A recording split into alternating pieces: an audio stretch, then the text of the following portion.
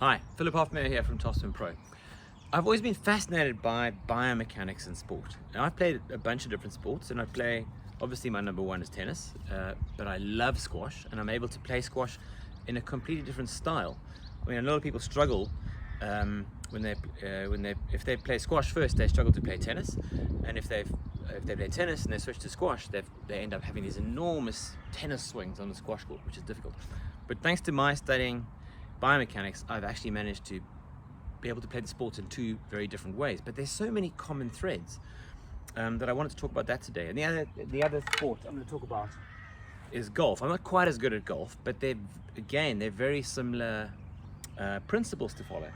Now, a big part of these sports and generating power in them comes from the kinetic chain. The kinetic chain, I'm not going to talk about that today so much. I'm going to talk about one part of it. But the kinetic chain is taking the upward ground force from pushing off with your legs, transferring that through the hips and how you rotate them. That then rotates your trunk and your shoulders.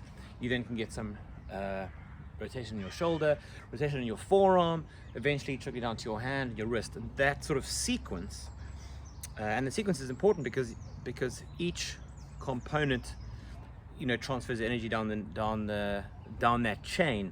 You don't do it all in one movement, and we'll come to that a bit later. But that's the kinetic chain. The bit that I'm most focused on today is the bit between the hips and the shoulders, and you'll see that it's used in a common way in squash, tennis, and golf. Probably the simplest place to start actually is with golf. And so if you think about the golf stance, actually probably, yeah, I'll show you that. Just to get a feeling for this, I want you to put your hands underneath your shoulders and stand dead straight facing forwards, and then try to move your hips, try to rotate your hips. That's called pelvic rotation, right?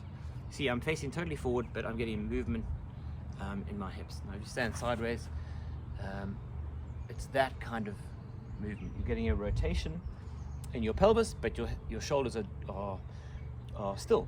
You actually do the opposite in golf.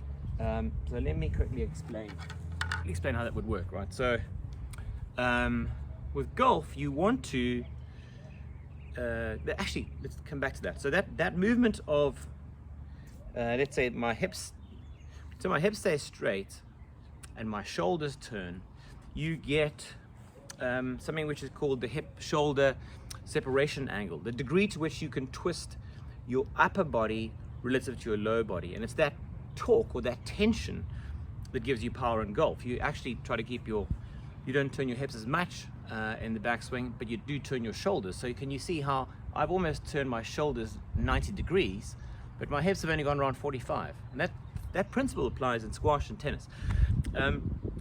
So let's, and the power there comes from you've twisted your whole upper body 90 degrees and your hips only 45.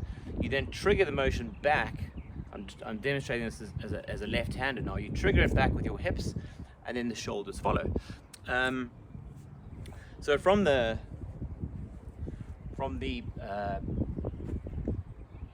back, to tell if you're doing that correctly, for example, what you're trying to avoid here is taking back, forgive the golf lesson, we're going to get onto the tennis and squash in a moment. We're trying to eliminate you're moving your whole body as one unit, because you need that elasticity between the body parts to create that power, that tension and that release of tension.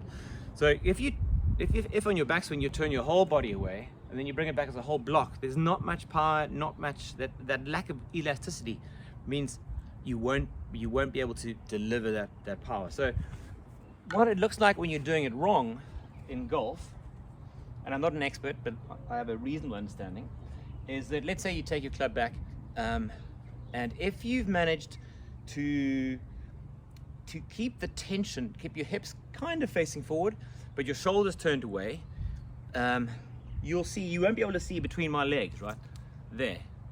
But if you've taken your whole body back as a block, you'll end up seeing daylight there between my legs, because my hips have turned away at the same time. when you turn your hips and your shoulders away, it's very hard to bring the club back to the same place where the ball is. And also you lose that again, that torque that's developed by twisting your upper body against your lower body. And so that's how the principle works in golf. You've twisted away, and then you trigger the movement back by twisting your hips back, and then the upper body follows. Now, in squash, same thing applies, right? I play squash to a reasonably high level. I've had lessons recently too with the ex-world number 12, a guy called Danny Meddings. He was number 12 in the world.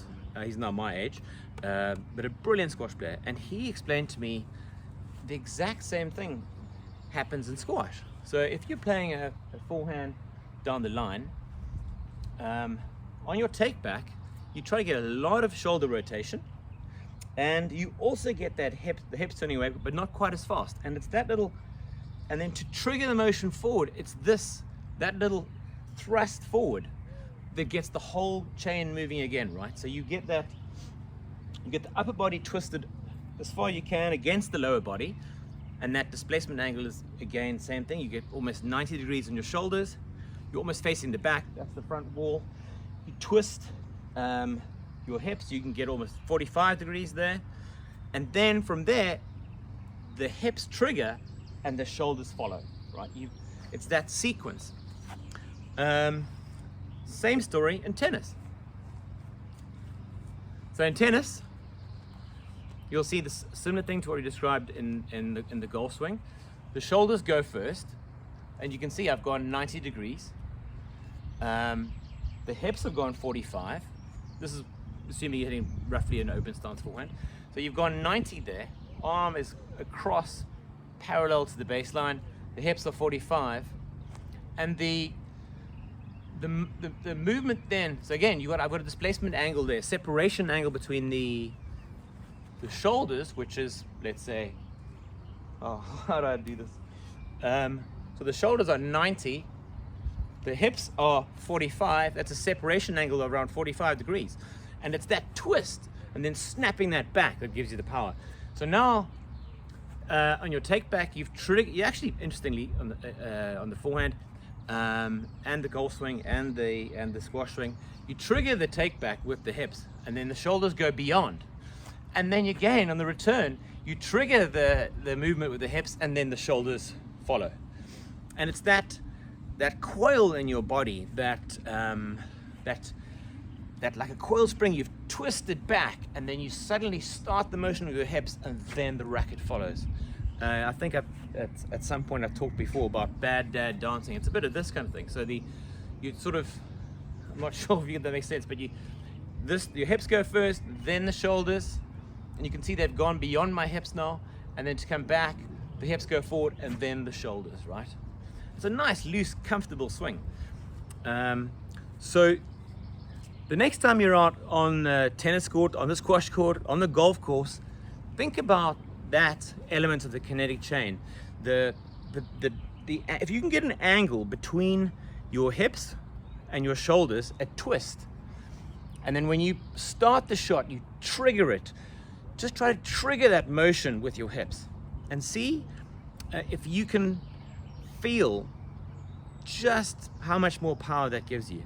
And the reason it's important, because coming back to the kinetic chain now, further down the chain, because you've moved the hips, your shoulders of rotation, now you're shifting the energy all the way down your arm, where you're almost flinging the racket through, right? What that does is it gives you massive racket head acceleration. And it's your choice on how you want to use that acceleration. You can use it for power, you can use it for spin. Ideally in tennis, you want to use it for both, because what's described as a heavy ball in tennis is one where you have a great combination of spin and power or speed. So that racket head acceleration, moving really quickly, if you move it through, you can get more speed and power. Move it up, you get more spin. So you want to use it in a way that combines those two to hit the heaviest ball you can. So the next time you're on court, just go and play around with trying to trigger your swing with that hip movement, and then the shoulders following, and see if you can feel the difference when you play.